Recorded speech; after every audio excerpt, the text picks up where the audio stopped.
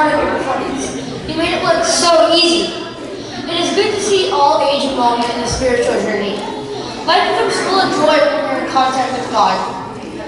Now, let us hear Avena Didi, Amshula Didi, and Rishika Didi all recite slokas from the Bhagavad Gita and give us a deeper understanding of the meanings behind the slokas.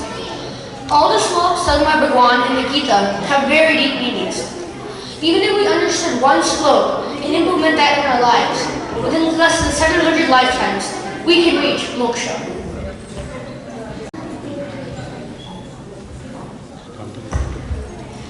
Hello. Today I'm going to be reciting Gita Slok Chapter 2, Slok 27. Jatyasi hi dhruvo mutyur dhruva janma matasya cha tasmat pariyate natvam shochi tumarhasi. The meaning of this slok is, death is certain for one who is born, and birth is certain for one who dies. Therefore, you should not lament over the inevitable. This slok is in chapter 2 of the Bhagavad Gita and spoken by Bhagwan to Arjun on the battlefield of Kurukshetra. Bhagwan is stating that there are cycles in this creation.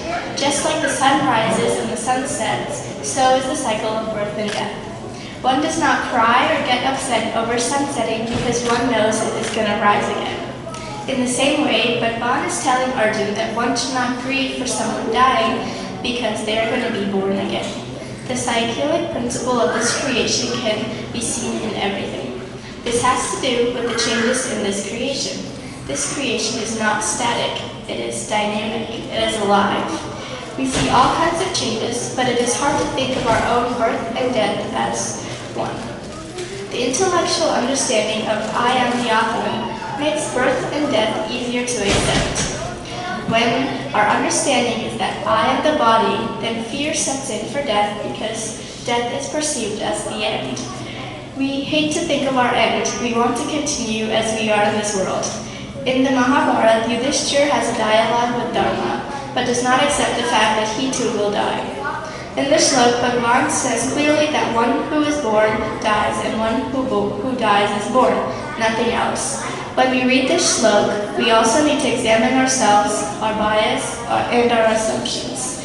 Most of us, when we read this slok, the understanding is that when a person dies, a person is born again in the form of a person. This understanding is our mistake. Bhagwan does not say a person who dies is born as a person, nor does he say a dog who dies is a dog born again. Death is of any living entity, and similarly, birth is of any living entity. So we have to understand that just because we die as humans does not mean we'll be coming back as humans. If we want to be born as human beings, then we have to work for it. What this slok is saying is that the Atman is a changing body with another body. Atman is going to go through the cycles of birth and death. We all plan for our tomorrow, for which there is no guarantee, but we still plan for it. Here, Bhagwan is saying you are going to be born again. Should we not plan for it?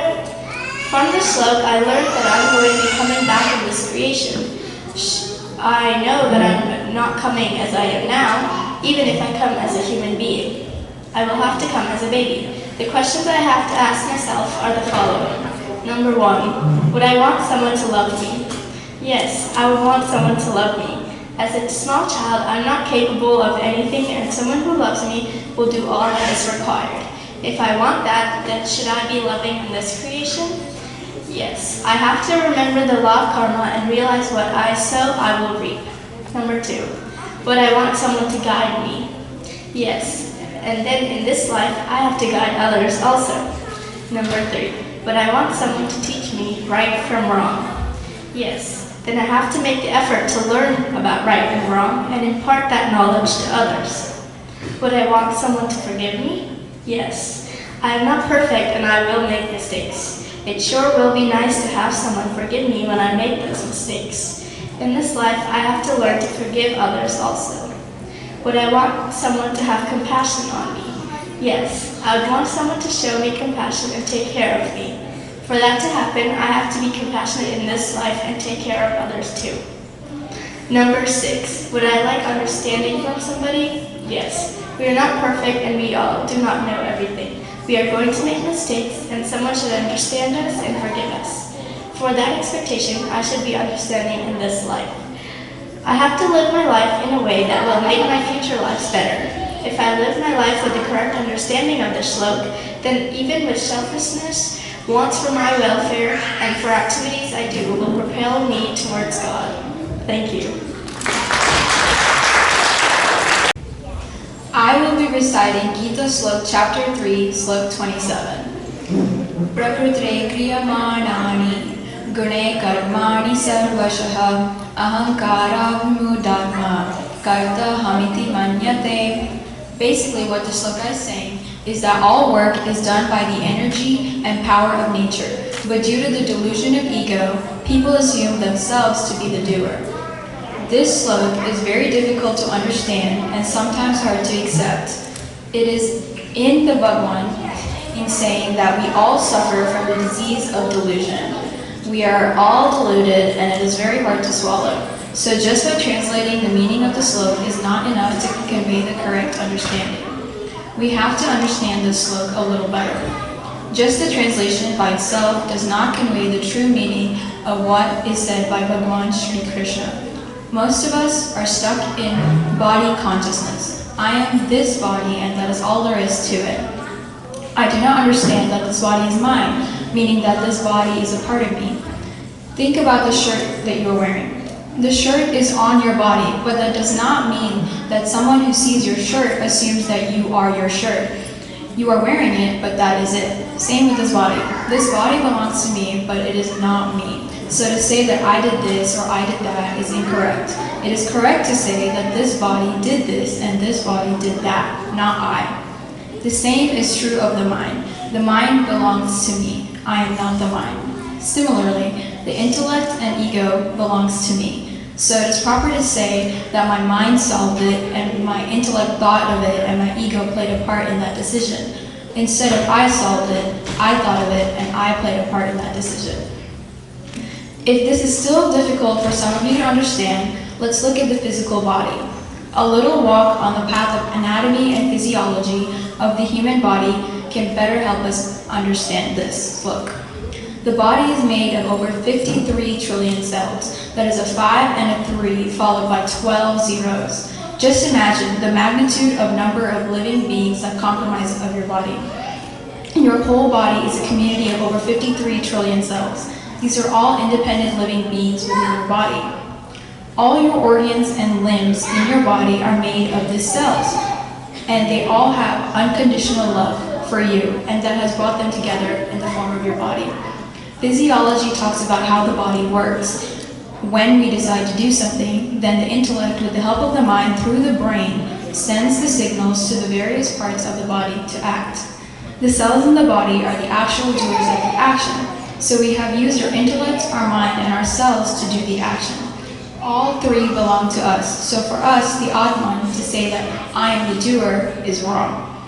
This is what this slok tells us. With this understanding, now we can start thinking of changing our thoughts, desires, and ego.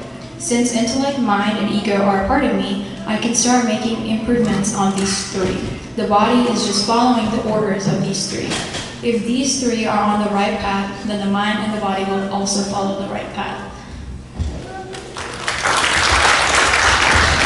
Reciting Geeta Slok Chapter 13, Slok 8. Indriyarteshu vairagyam anamkara eva cha janma mrityu jara vyadhi dukkha dosha nudarshanam. The meaning of this slok is, the whole chapter is dedicated to our self-improvement. In this particular slok, God is talking of the senses and the ego. Our senses and ego get us in trouble, and so we have to guard against them. For us not to say I am not responsible, someone else caused it is wrong. The understanding should be that I am involved in everything that happens to me. Blaming someone else or something else is the wrong approach to life.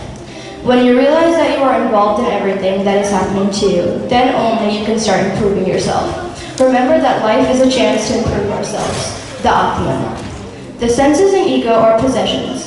They are not us. We talk about our senses and our ego, which implies possession. How can we let something else that we possess control us? It is like I'm driving a car and I hit a light pole, and then blame the car for hitting the pole. We have been given senses and ego to use, not to be under their control. We have to keep in mind that any action that happens through us creates karma, consequence for us. Even if we let these senses or the ego pursue an action, the karma of that action comes to us. Here we are saying that uncontrolled senses and ego can lead us into all kinds of karma. We have to go through the consequences of all those karma. The second half of the slok is talking of the consequences of the karma and how those consequences are not in our control. Sure, we decide where to be born, but what happens after that birth is not in our control. Our death is not in our control. When the consequences of certain karma are over, then death appears. Our old age is not in our control.